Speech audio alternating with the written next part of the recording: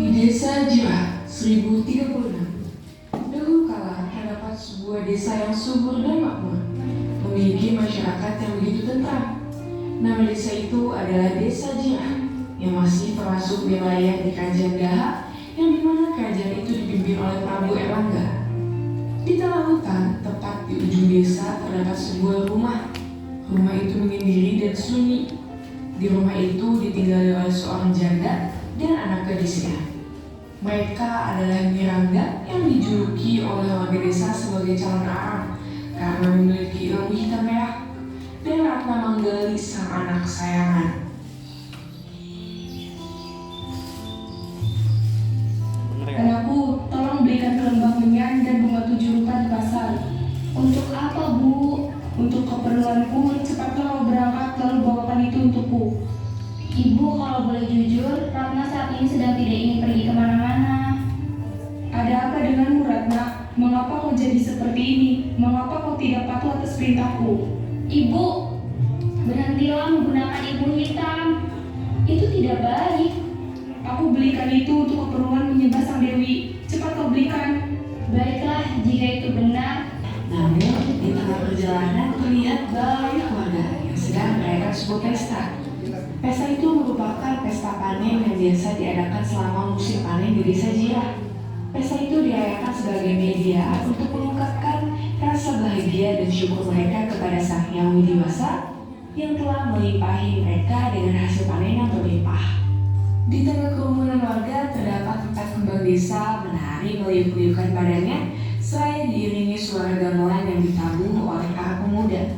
Ratna Manggali pun turut melihat pesta itu, sesekali ia harus menghibur dirinya sendiri.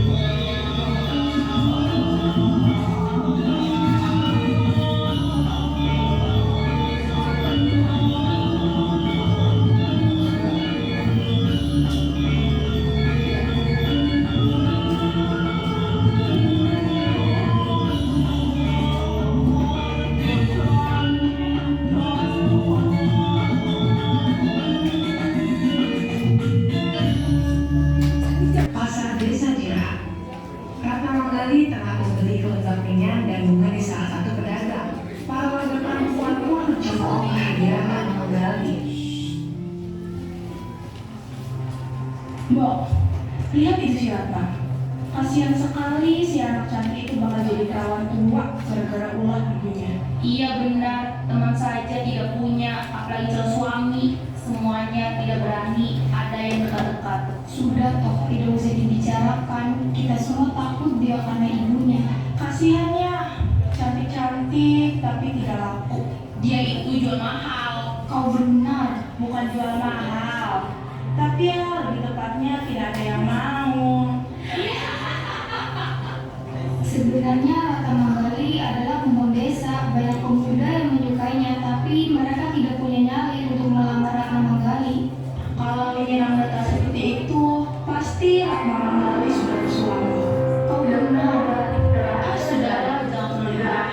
Kasihan telinga Ratna pasti memerah.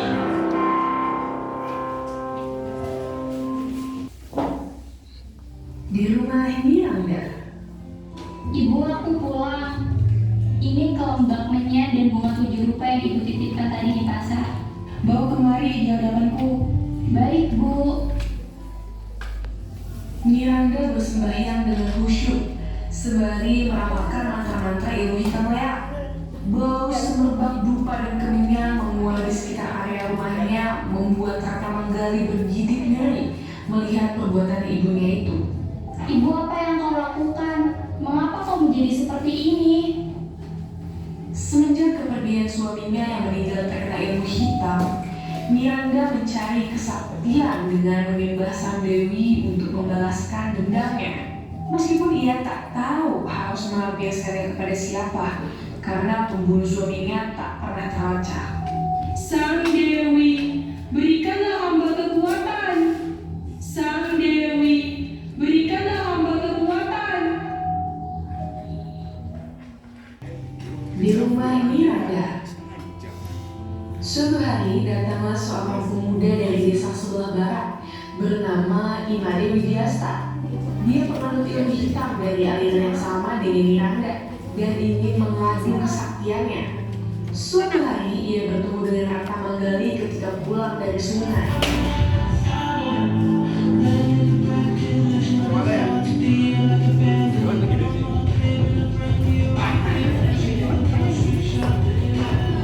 Hai Gris Ayu, di manakah rumah Miranda?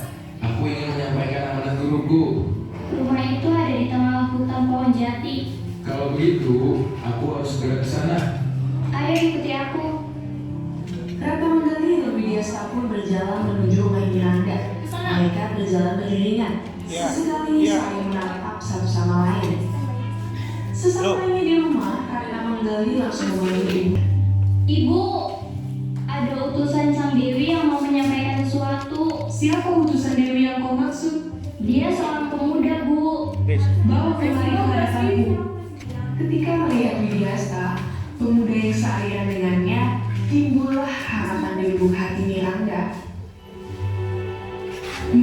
Pemuda inilah yang kelak akan menjadi suami anakmu. Ucap Miranda di dalam hatinya. Widyasta berusaha bersikap selembut mungkin. Ia harus terlihat manis di hadapan Miranda.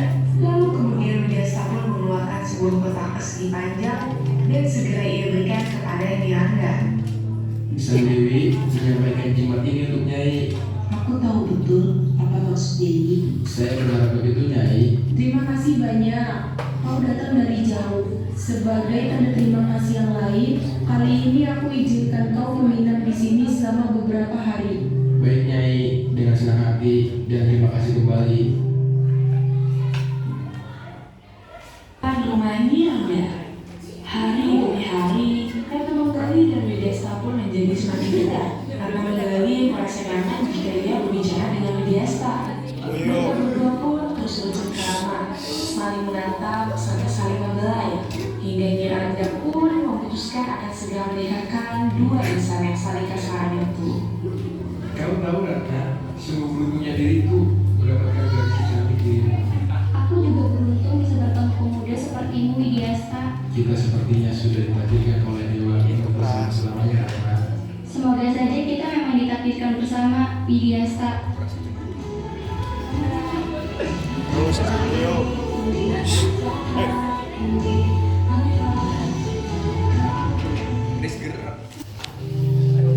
Pasar desa Jirah, berita pernikahan Raka Manggali dan Widyasta pun cepat menyebar ke penjuru desa, sehingga menimbulkan beberapa pendapat dari warga desa mengenai pernikahan Raka Manggali dan Widyasta. Sebagian warga desa tak setuju dengan pernikahan itu, sebab mereka tahu sifat asli Widyasta yang terkenal sering membawa berita serta menghukum gunung marah. Ini tidak bisa dibiarkan. Gadis cantik seperti Ratna Manggali tidak pantas mendapatkan panggilan kotor seperti Widyasta. Kita tidak bisa diam saja. Kita harus segera menggagalkan pernikahan itu. Ya benar, aku setuju dengan kalian. Seharusnya Ratna Manggali mendapatkan laki seperti Widyasta. Ayo kami teman-teman, kita akan menghadapi Widyasta ketika ia berada di pasar. Para warga menginginkan Raka Manggali mendapatkan laki-laki yang baik, laki-laki yang tidak kotor, serta bukan dari penganut aliran sesat. Saja, beberapa saat kemudian datanglah Widyasta berjalan terhuyung-huyung akibat meminum rokok. Di tengah jalan, ia pun bertemu dengan seorang gadis cantik yang berjalan sendirian. Hai gadis cantik, kau ingin pergi kemana di siang rumah seperti ini? Siapa kau? Aku tidak mengenal. Aku adalah Widyasta.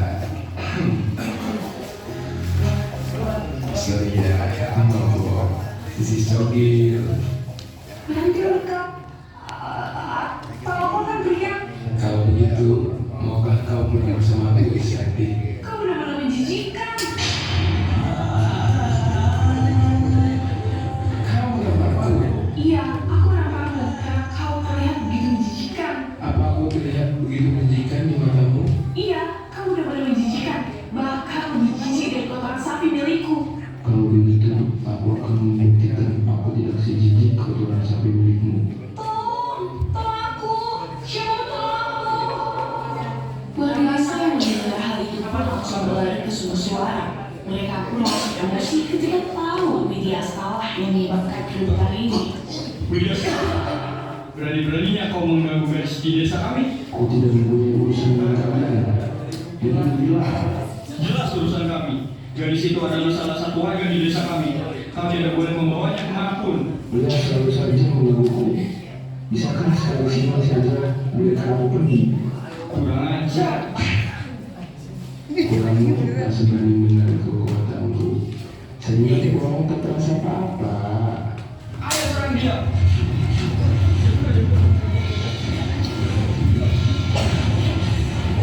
Widya diserang dari berbagai sumber. Saat dibandingkan, jelas Widya kalah telak. Kini Widya pun mulai melemah. Napasnya mulai tak teratur. Widya pun meminta untuk 1-1 melawannya. Toh, kalian bermain curang. Kalau bisa, ayo lawan aku 1-1. Cepat maju dan lawan dia. Pemuda itu pun sekali jatuh dan langsung tidak berdaya. Ilmu hitam Widya menyerang langsung ke dalam badan warga itu. Melihat temannya tak berdaya terkapar di tanah, para warga pun marah. Lalu mereka langsung menyerang Widya secara bersama-sama. Habiskan dia. Cepat habiskan.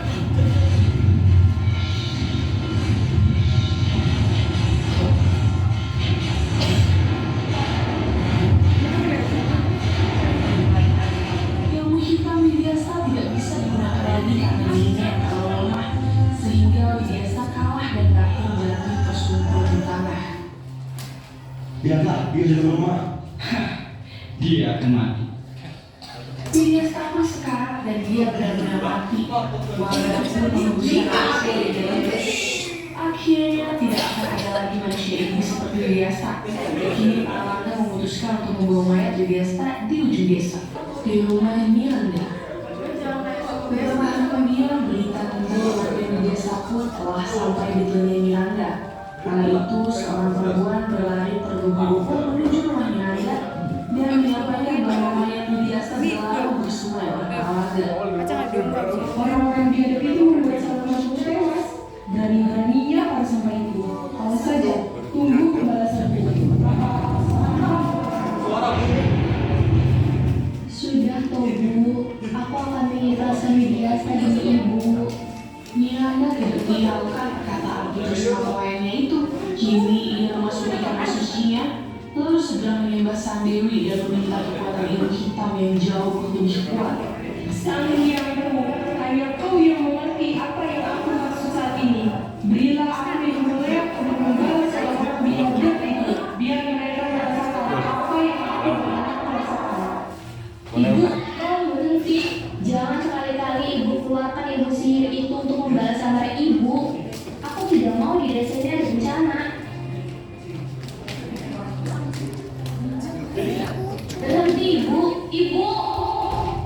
Perlahan, tubuh manusia Miranda berubah menjadi wujud leak yang menyeramkan. Memiliki postur tubuh yang menjulang tinggi, rambut panjang bergelombang, mata merah menyala dan gigi bertaring. Melihat itu, Rana menggali berlutut tak berdaya. Benarkah itu ibunya? Sementara leak Miranda terus-menerus bersumpah salah sambil mengeluarkan tawa dan suara.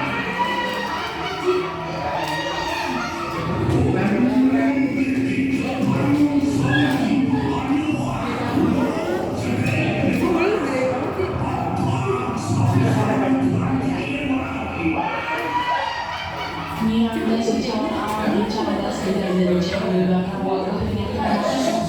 Ilmu selalu tuanya sudah terlihat banyak, dampak dari belakang tadi. Nyawa nyawa demi nyawa telah terenggut oleh penyakit aneh yang tiba-tiba diderita oleh sebagian warga desa. Kini desa Jirah pun hancur, seperti apa yang calon arah inginkan. Sawah kering, ladang kering, hewan dan tumbuhan mati, serta para warga pun banyak yang meninggal. Sementara itu di kerajaan Daha, kabar tentang wabah mematikan di dusun Jirah sudah terdengar oleh Prabu Erlangga. Berita itu disampaikan oleh salah satu seorang prajuritnya. Bukankah kemarin desa itu aman-aman saja? Bahkan desa itu punya tanah yang subur dan panen yang selalu berlimpah, dan para warganya tidak ada yang hidup kekurangan. Ini tidak mungkin. Wabah itu datang seperti halilintar dan dengan cepat menyerang desa Jirah dan seisinya, wahai baginda Prabu. Baiklah, esok hari setelah fajar, antarkan aku ke desa itu. Di desa Jirah, Prabu Erlangga melihat betapa keadaan desa yang begitu mengenaskan. Kini banyak pula mayat yang bergeretakan di pelataran rumah warga seperti ikan asin yang sedang dijemur. Prabu Erlangga pun akhirnya mengumpulkan warga yang masih hidup untuk mencari tahu sumber malapetaka yang hadir di desa Jirah itu. Apa yang sebenarnya terjadi? Aku tahu sejak dulu Jirah adalah wilayah yang makmur dan sejahtera. Mana mungkin bisa semudah itu wilayah ini berubah jadi kacau balau. Yang mulia, wabah ini datang dari kemarahan Jirangga, si calon Arab. Janda jahat itu merasa sakit hati karena calon menantunya terlibat perkelahian dan dibunuh oleh beberapa warga waktu itu. Tapi para warga tidak sepenuhnya salah yang mulia. Kita tidak mau menerima laki-laki bejat, tukang mabuk, dan pelaku ilmu hitam masuk di desa ini. Kalau perlu, si janda pembunuhan itu harus secepatnya diadili yang mulia. Kami tidak mau lagi kehilangan nyawa dari sanak saudara kami. Baiklah, aku utus kalian untuk segera menjemput Miranda dan anaknya Ratna Manggali untuk segera hadir di sini. Miranda dan Ratna Manggali menunduk di hadapan Prabu Erlangga. Miranda, kau telah berbuat keji, membunuh separuh dari penduduk desa, merenggut nyawa orang-orang terkasih dan para warga. Ilmu hitam bisa saja kau miliki, tapi jangan sampai kau salah gunakan untuk membunuh separuh dari rakyatku. Perbuatan mereka juga keji terhadap aku dan anakku Ratna Manggali. Calon suaminya tewas dan dilabung dengan tidak layak oleh mereka. Apa benar yang dikatakan melindungi itu Ratna Manggali? Cerita itu benar yang mulia, tetapi para pemuda itu tidak sepenuhnya bersalah karena Widyasa memanglah seorang pemabuk dan seorang penggoda gadis-gadis desa. Apa maksudmu? Itu benar adanya, Ibu. Miranda yang sedang marah, semakin marah ketika mengetahui bahwa ternyata Widyasta adalah laki bengis yang berperangai buruk. Sudahlah, ayo pulang. Biadab orang-orang ini semua. Prabu Erlangga akhirnya memutuskan Miranda harus segera dihukum dengan cara menghabisinya di malam hari pada saat Miranda tertidur. Aku akan mengutus dua prajuritku untuk menyelinap masuk ke rumah Miranda untuk menghabisinya saat dia tertidur, karena hanya pada saat tertidur ia tidak menggunakan ilmu sihirnya. Prabu Erlangga mengutus dua orang kepercayaannya untuk membunuh Miranda di waktu yang sudah ia tentukan. Hanya dengan ini wabah di desa Jirah akan hilang.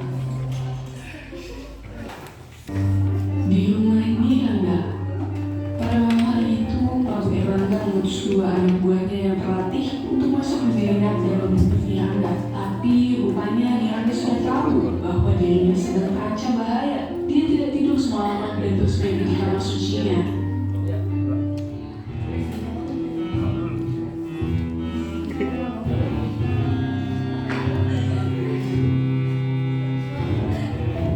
Ketika dua orang utusan raja tersebut hendak mendobrak masuk ke rumah Miranda, muncullah Miranda berupa sosok leak yang begitu menakutkan.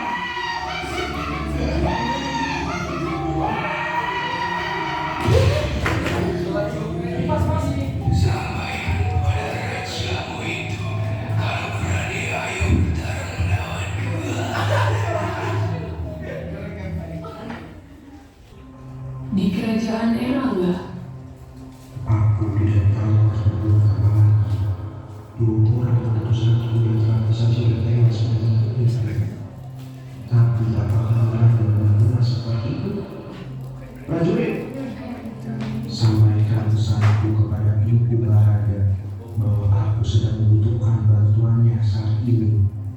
Baik, wanita.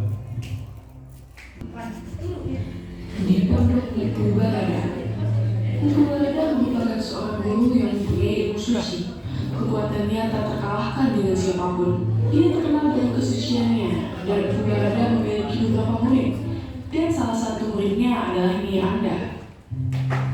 Om Swastiastu, Tuan Guru dari Baginda Prabu Erlangga. Kedatangan saya ke sini bermaksud untuk menyampaikan pesan dari Prabu Erlangga. Silakan, Tuan Guru. Setelah membaca perintah Prabu Erlangga, Mpu Barada memikirkan cara untuk menuntut Miranda, mantan muridnya saat itu. Akhirnya Mpu Barada menurut caranya. Ia akan mengutus salah satu murid kesayangannya untuk ke rumah Miranda dan meledakkan amarahnya dengan cara menikahi anaknya, Ratna Manggali. Bahula muridku, pergilah ke desa Jira, hendikan amukan Miranda. Apakah saya akan mampu, Tuan Guru?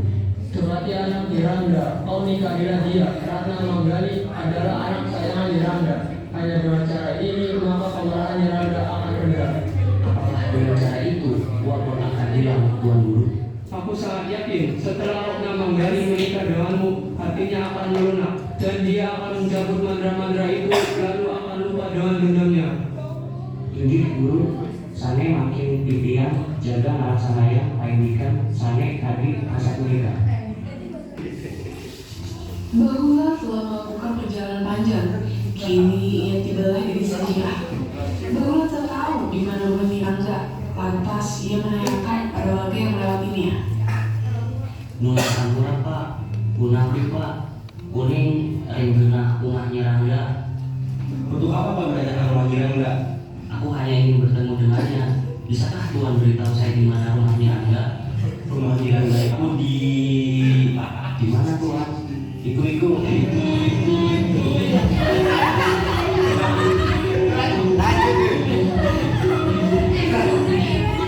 rumahnya Rangga.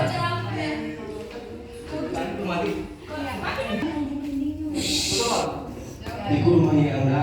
Berada di tengah hutan itu, Tuan. Inggih Suksma, Pak. Rarisa, Angkurayan. Hati-hati, Tuan. Semoga Tuan bisa kembali dengan selamat. Bahula pun melanjutkan perjalanannya. Ia menjadi tidak sabar ingin bertemu dengan Miranda. Namun di tengah perjalanannya, dia kembali bertemu dengan warga. Namun sekarang, warga yang dia temui adalah seorang perempuan yang berparas cantik. Dia Ratna Manggali.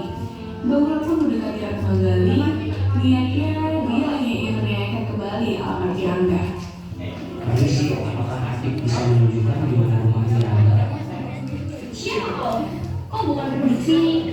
Aku Bahula, murid pendeta Agung Mpu Barada. Baik, Tuan. Aku akan antarkan kau ke rumah Miranda.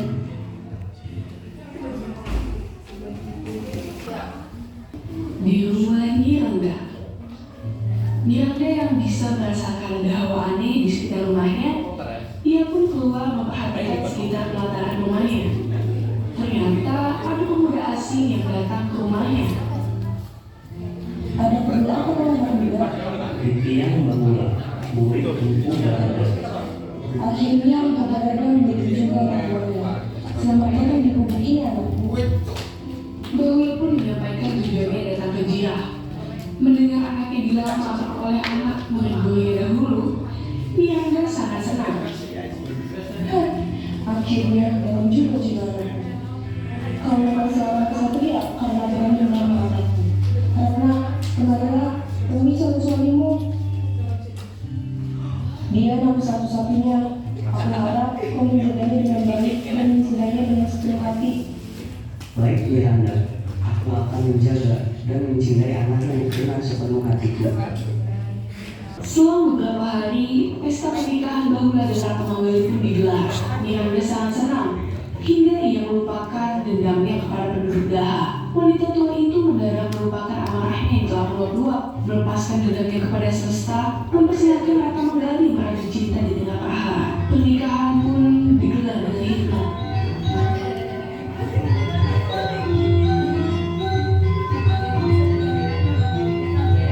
Kedua mempelai, Ratna Manggali dan Bahula, nampak seperti dua merpati yang sedang bersanding dan bersenang di jejak cinta. Kabar pernikahan Ratna Manggali cepat menyebar ke seluruh desa Jira. pun memberikan komentar satu sama lain.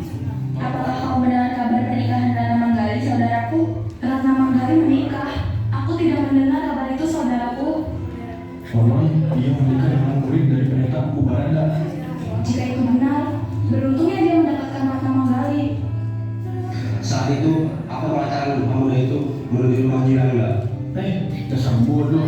Mengapa kau mengatakannya? Aku pikir pemuda itu tidak akan selamat dari Miranda, tapi kenyataannya pemuda itu justru bisa mendapatkan hati Ratna Manggali.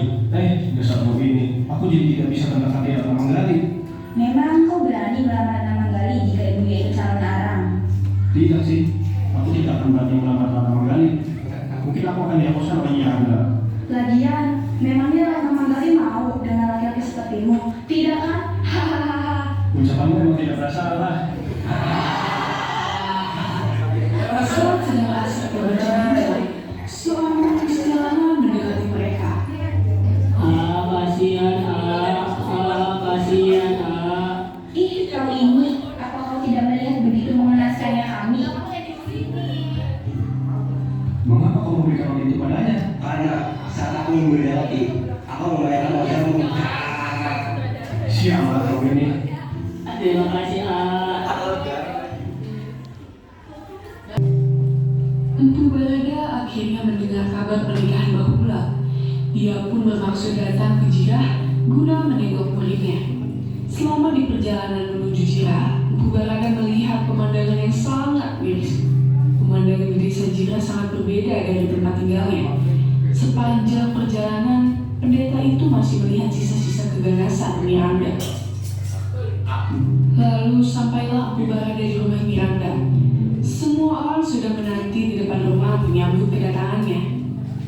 Sudah lama aku tidak mendengar semua tentangmu. Sayang sekali kita baru berjumpa lagi sekarang. Aku berharap Miranda yang sekarang kembali berubah sama seperti dulu saat kau masih belajar denganku. Kedatangan Mpu Barada di tengah keluarga itu membawa hikmah bagi Ratna Manggali, karena Miranda secara diam-diam mengikuti petuah yang disampaikan oleh Mpu Barada. Dia sudah jarang ke kamar sucinya untuk mengucapkan mantra-mantra jahatnya. Miranda masih menyembah patung sang dewi, namun kali ini ia tak menyalakan api. Pada suatu malam saat Miranda tertidur lelap, ia bermimpi didatangi sesosok calon arang. Calon arang itu terlihat marah kepada Miranda karena dia sudah melupakan ajarannya. Miranda, apakah kau ingin juga mendapatkan ajaranku? Aku tidak akan lagi menjadi dirimu. Kau akan terus menjadi diriku, Miranda. Cukup sampai di sini saja. Aku sudah melupakan dendamku. Kau memang lemah. Kau belum membalaskan dendammu itu. Ayo, kau membalaskan dendammu. Apa Anda membalaskan dendamku? Warga-warga sebagian mati dengan keadaan yang membalaskan, bukan? Terserah kalau mau mengatakan apa. Aku sudah lelah dengan semua ini. Keesokan harinya, Miranda jatuh sakit. Badannya mulai melemah tak berdaya. Ia merasakan ajalnya semakin dekat. Ibu, aku ingin menghilangkan dosa-dosaku. Apa kau ingin bertobat? Aku ingin disucikan. Berdayailah aku. Selama ini, aku hidup diperbudak dengan dendamku sendiri. Aku menyesal. Aku turut senang mendengarnya. Semua ini tergantung hatimu. Kau bisa suci kembali dengan hatimu. Aku harap kau benar-benar yakin dengan keputusanmu. Aku sangat yakin. Aku merasa waktuku tidak lama lagi. Miranda berbaring sambil menutup mata di hadapan Mpu Barada. Mpu Barada mulai bersemedi dan membacakan doa-doa dengan posisi tangan sembah. Tubuh Miranda bergejolak, lalu berubah menjadi sosok leak.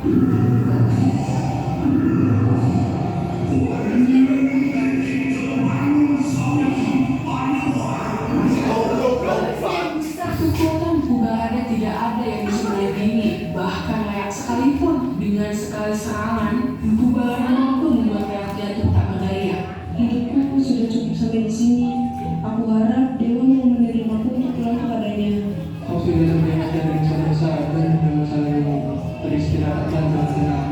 Saat itu pula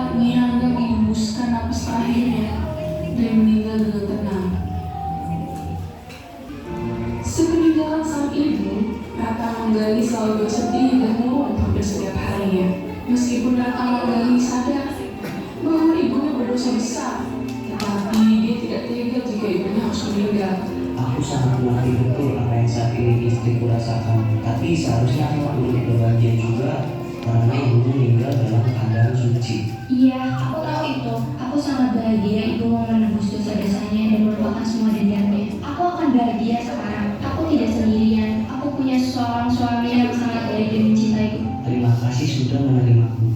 Aku tidak akan meninggalkanmu. Kita berdua seperti insan yang dicintai Tuhan, saling mencintai, menyayangi, dan saling menjaga satu sama lain.